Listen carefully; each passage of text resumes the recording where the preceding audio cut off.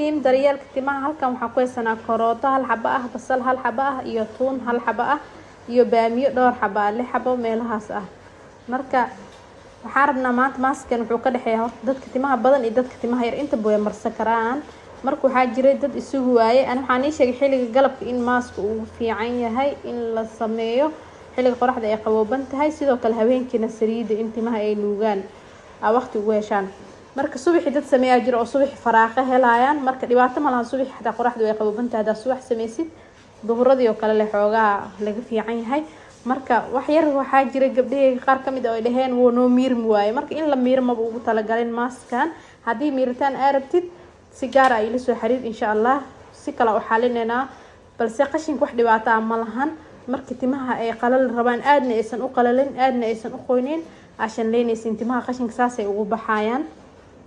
khamiistii wax miirna, khamiistan waa la socotiin badarad waa miiray basasha iyo toonta iyo karootada biyihii cilaanku ku qastay, balse hadda baamiyaha asaaba biyo ahbo basasha iyo toontan ayadaa biyo ee wax la miiro ma lahan. marka waxaan rabnaa sidii cilaanka oo kale inay noo noqoto oo saas madax ah ku marsan baamiyahan arkeysiin. markaad inaa fahanteena filaa hadda wixii yaa jarjara oo karootada iyo basasha iyo toonta intii isku jarjarooya. marka mar walba dad cusub waa soo kordhaya, marka saasa keenayso inaa mar walba nii xasuusiyo. waxaan ii dhahaa mar walba intaadan maaska sameynin si uusan kaaga qamiirin marka hore magacaada soo diyaarso oo soo dhaqo haddii dhaqitaan uu rabo, hadduusan rabinna biyo kusoo qooy timaha markii la qooyay wax qaataan. teeda kale tiimka ila socday ayaga timahooda nadiif waa mar walba haddii ay marsanayaan maaska maalin khamiis hadaa marsatay maanta haddii isniin wax yaraa dhexdeeda ku jiro, marka haddii dadka madax ka dhigiyo zaa'idka aadan ahayn caadi waa biyo ku qoynaysaa timaha kadib waa maaska marinaysaa.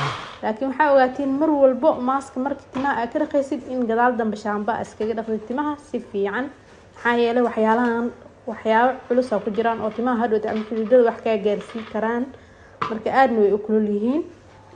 mar walba waxaan ii sheegay in saliid aad ku dartiin gadaal dambe waxaa fahmi weysaana isoo waca insha Allah xoogaa fariimaha badan in arki waa laga yaabaa.